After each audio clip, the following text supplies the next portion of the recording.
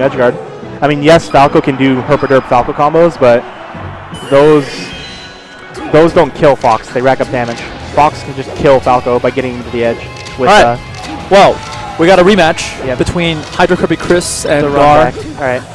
HydroKirby's looking much better, but he does look much better. But like again, gaR kind of destroyed his Falco first game. Yeah. Chris switched to Fox, took the second game. Yeah. And then Chris lost the third game with Fox. Well, the thing is, like, gaR is one of those players you just have to be patient against him. Like, he's good at counter hitting and he's good at like trying to hit you while you try to chase him down or while you try to hit in between his moves. But yeah, I don't know.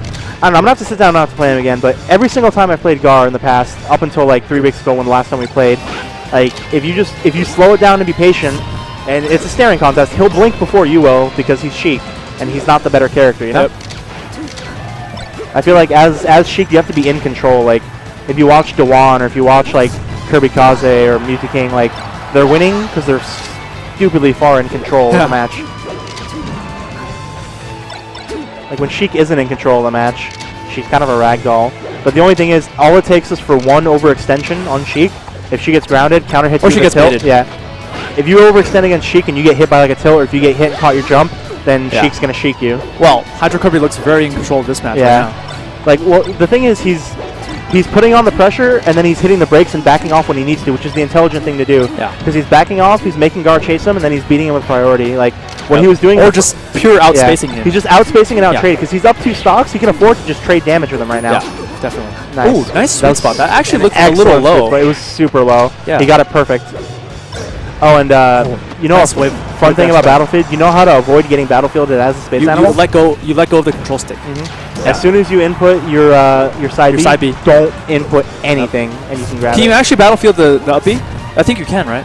If you're I don't know about the up B. I know the side B. I think if you up B in and then you let go of the control stick, you can actually grab it. Yes, because it's the same principle as the reverse magnet grab when you do it under the ledge. When you're trapped under there. Like you're talking about like the reverse angle. Yeah, the reverse angle. Yeah. But there's also another one you can do, like if you up B straight under there outside of that last ring, you can by doing the reverse flip, you can. I've seen SFAT do this sometimes. You'll like magnet grab it and you'll be like, what the heck? See, I know S Smash. I know S Smash. If you, I used to do this. Like, I'd be like, why am I dying on this stage? Yeah. And I'm actually like hitting the ledge. Yeah. And then I learned about battlefielding and I practiced it. What's his name? Lovage. Oscar actually showed me that before when he made a video of it. Yeah. Like before he made a video of it, he was like, hey guys, check this out at the tournament once, and I was watching and I was like, what? No way, because like he was doing it, and I walked over and I was looking over his shoulder. Recovery. And when he's like, it blew my mind when I first saw it. I was like, no way, like that's a game changer right there. Yeah. Lovage makes a lot of cool videos about just interesting things he finds. I miss Lovage. Lovage says he's basically not going to come out to any more tournaments unless it's the national. Yeah. Like he just only wants to go to nationals now. Lovage was one of those secret aggro foxes that I always looked up to. Yeah. I wish I could play like him. I can't. I play whack and dumb. But there are many people that can play like Lovage. We have Macadocious over here. Hey Nick, how's it going? But yeah, no, I was going to talk about that recovery earlier. gaR did a very Mewtwo King-esque recovery, which during his first couple of frames of his first part of his up B, he would change the direction of it to mess up with the spacing. Yeah. And then he basically went back to the ledge where HydroKirby thought he would scar the stage. Well, regardless of what he tries to do, the thing is, as long as you're re-grabbing the stage with invincibility, it doesn't matter. Like, it's harder for Falco. It was to bait the Falco off of the ledge. Yeah. So try to edge guard the options back onto the stage. Like whether you can get back from the stage with invincibility fast enough to hit Sheik off again, that remains questionable because you have to aim and get behind her. But you can definitely hit her again. Yeah. It just you won't. I'm not sure if you're going to be fast enough to hit her back off again. Yeah. But Chris does that to me a lot actually. Yeah. After he gets me back on stage, he just basically 0 to death me. Like he knows where my character is going to be. Well, especially when it comes to low percents, like. Let's say you're Falco and you get Sheik off the stage and you force them to recover onto the stage at like sub 10%. Same thing with Fox. Trying to intercept them and edge guard them and do all that fancy stuff when they're at 10%, they're not going to go very far, and it's not going to be easy to edge guard them. Like you're better off making them panic and hit the stage, and then just get a full nice meaty Falco combo. Yeah, that was a really good tech. He held down so he could tech the stage. That was great. Shout out to Lord. Shout out to Lord always does that. Well, the Europeans started doing that before anybody. The Europeans double stick. Amza stick tech DI. I think Lord also knew to do that as well, but he just, you know, never went out to anything. I think your 408 bias is showing a little bit. What? What are you talking about? I don't know. Like Lord's not even here, and we're already. I think Lord is always. We're already name dropping. I think Lord's always been like that. Mango gave him credit. Oh man. Eric's pretty good, but that 408 bias. Oh man, Chris is just killing himself all over. What was that? Come on, Chris, you're better than that. You've been playing since 05. Come on, it's inexcusable. He's the guy who. Oh what? What is that? Why didn't you He was Zoo's first punching bag. Oh, that's not a nice thing to say. Okay. I mean, yeah, he was. He used to be better than Zoo to back in 05, 06, and then Zoo just suddenly. First tournament I ever went to, Zoo was there. Zoo and Zelda Freak, Grand Finals. Really? Yeah. Back when I didn't know anything about Melee, and I'm like, you know, I'm okay. I can kind of sort of short hop. I can kind of sort of yell cancel. Game 1, round 1, I play Zoo, and I'm like, okay, this guy can't be that good. I played Falco. I shot him with one laser, and then he perfected me, and my jaw hit the floor, and I'm like, what? 7 years later, the gap wasn't close all that much. Yeah, pretty much. I mean, on a good day, I can get him to like maybe last stock or second to last stock, and then he's just like, yeah, same. I think I'll be the better player now. I'm in the same boat as you. Yeah. Same with It makes Brandon. it look so effortless. He's very fluid, like Very so methodical. He's so like. And it shows in Kirby, HydroKirby's play. Yeah. I think when people think of the Falcos and aggression, like I think Mango has the most creative aggression. Yes. And Westballs has the most like aggressive aggression. But I think when it comes to the most safe aggression, it's definitely either Zoo or Brandon. Yeah. Like they know how to be aggressive in your face and just. They know how to turn on the switch and then know when to get out. Yeah, they know and like. They dangle the carrot in front of your nose so close. Yes. Like the number of times where so fast. Where Brandon would bait me out of shield and I'd be like, cool, I'll back air out of shield, out of perfect shield hit stun so I can hit him, and he'll space it so that his hard hitbox of his aerial will clang with mine. Yes. But I'll be on the way up and he'll be on the way down, so he'll hit me first, and I'll be scratching my head while he collects his damage, and I'm like, well, did he know that or was that reaction? And it's just those little moments, you know? Pardon? So it's 2-1 HydroKirby to gaR. HydroKirby won 2 games? Yeah. Right on. Battlefield only, apparently. Yep. These guys are salty. 2-1. 2-1. So do you want to see a Bizarro gaR rematch, or do you want to see our boy 408 Chris Do? Chris is going to get crushed by Bizarro. No, he won't. Yeah, he will. Okay. Chris was watching my set with Bizarro, okay. And he whispered a couple things. Like I don't know if he was taking notes or he was watching, but like Chris is an infinitely better player than I am, and I had a closer set with Bizarro. So like if Chris would just be patient, play a little whacker, spam a little bit more back airs, like I don't know. I'm like one of the worst space animals ever because I advocate playing whack to win, which is not a good thing. Like I wish I could just be born again Mango's Fox. Mango's Fox is kind of whack though. Yeah, Mango in a good way. Good. In a good way. In a Mango way. But like the OG Foxes that are like the kings of spazzing are definitely you know like Lovage, Lucky. Wait. Sorry, it's 1-1. I think I miscounted. Wait, are you sure it's 1-1? I think it's 1-1, isn't it? Okay, because we're gonna wait. Okay, let's wait for this game and see if there's a handshake. Okay. All right. I'm not sure anymore. If Chris wins and there's no handshake, then I thought there's been 3 games on Battlefield already. Who knows? It could be. I mean, yeah. To be honest, if they keep playing the same stage over and smashed him over first again, game. yeah. That's all I remember. Game 2, gaR took. Yeah, I think this is game 3. You're right. Okay. We can always confirm after the game. Yeah, we can always. Wait, don't fall for it, Chris. Be patient. There you go. There you go. Force him back here. There you go. And he missed the DI because he didn't expect the reverse back here. Yep. Chris is really good at it, and I'm trying to get good at it too. Like, do the back air as late as possible so that they don't know which way it's coming. Because like, if you do the rising bear early, even if you hit with the hard hitbox, they know which way it's going and they can afford to DI. Yeah. Which isn't necessarily a bad thing, because if you had that dash attack, that dash attack is just so good against space animals. It is. But the thing especially when you don't have the option to crouch cancel. The thing is, after the dash attack, like your follow-ups better be good, because if they shield the dash attack, they can up smash out of shield, they can drill out of shield, they can do things out of shield to get back on you. Yeah.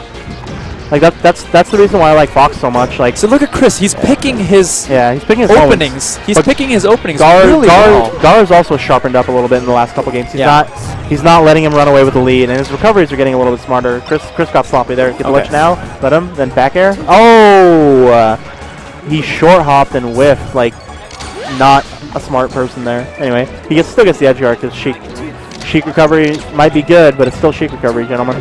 Yep. Yeah. That was actually really good what he did. At the low percent delayed dair, like dair is one of those aerials that you want to use in this matchup for sure.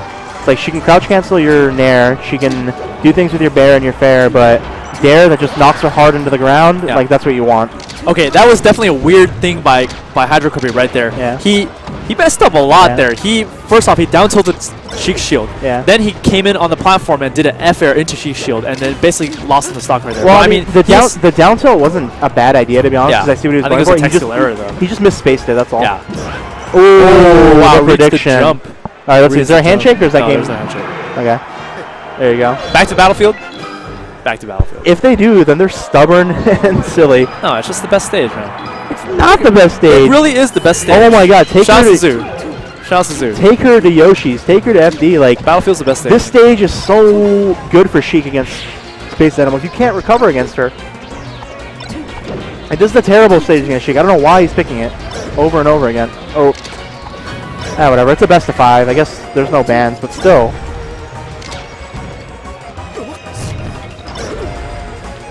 Shout out to Zoo for knowing it's the best stage. Speaking of which, something that I see people do sometimes, which is really dumb. Whenever there's no bans, it should be DSR, not modified DSR. Modified DSR plus no bans is just, that's the worst thing in the world. You're just begging for the person who won game 1 to win the set. Like that's all that happens there. What is DSR? Dave's stupid rule is can't go to stage you won. You can't go to any stage that you've already won on. Oh. Modified DSR is you can't go to stage you just won on. No. Hang on, I'm getting that backwards. Oh, nice laser. Man, that's the problem with Dave's stupid rule. Modified Dave's stupid rule and Dave's stupid rule always get confused for each other.